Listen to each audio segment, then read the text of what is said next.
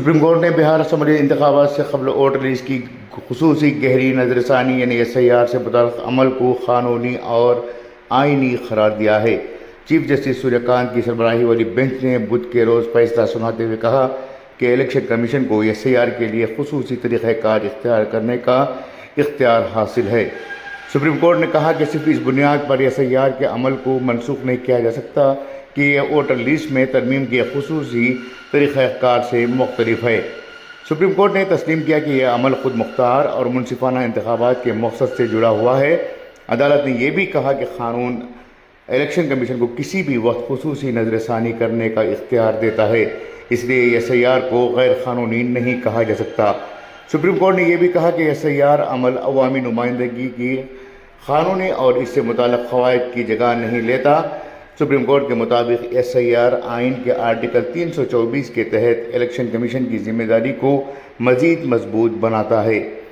Supreme court نے کہا کہ الیکشن کمیشن نے اپنے اختیارات سے تجاوز نہیں کیا ہے، ساتھ ہی اس نے مانا کہ SIR عمل کے دوران لوگوں کو اپنی بات رکھنے کے متعدد مواقع دیے گئے۔ عدالت نے کہا کہ نوٹس جاری کرنے اور سماعت جیسے ضروری حفاظتی اقدامات اس عمل میں شامل تھے۔ عدالت کے مطابق SIR کا مقصد ووٹر لسٹ کو درست، مکمل اور قابل اعتماد بنانا ہے۔ اس عمل میں اپنائے گئے اقدامات ضرورت سے زیادہ سخت نہیں ہیں۔ اپنا فیصلہ سناتے ہوئے عدالت نے واضح کیا کہ الیکشن کمیشن صرف ووٹر لسٹ میں نام شامل کرنے یا ہٹانے تک محدود فیصلہ کر سکتا ہے۔ الیکشن کمیشن شہریت کے معاملے یعنی سٹیزن شپ کے معاملے پر اپنا حتمی فیصلہ نہیں دے سکتا۔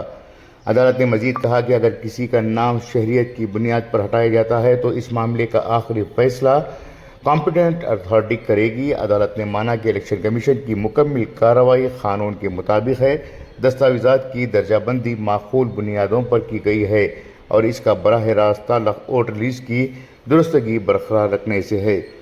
سپریم کورٹ نے کہا کہ الیکشن کمیشن ایک آئینی ادارہ ہے اور اسے غیر جانبدار اور درست ووٹر لسٹ تیار کرنے کا اختیار حاصل ہے۔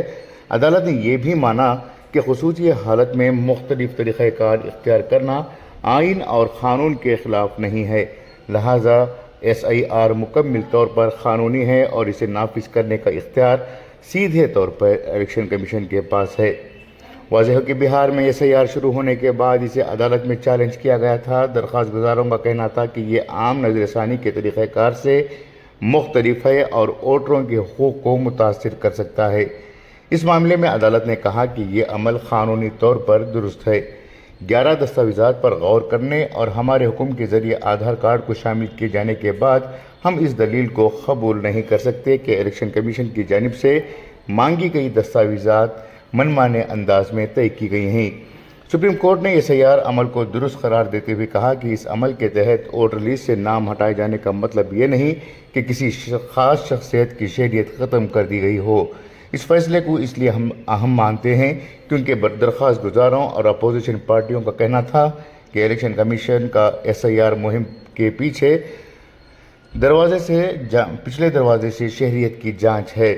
چیف جسٹس سوریہ کانت اور جسٹس جوائے مالیہ باگچی کی بینچ نے کہا کہ الیکشن کمیشن شہریت کے سوال کو صرف محدود دائرے میں دیکھ سکتا ہے کہ کسی شخص کا نام ووٹر لسٹ میں شامل کیا جائے یا ہٹایا جائے۔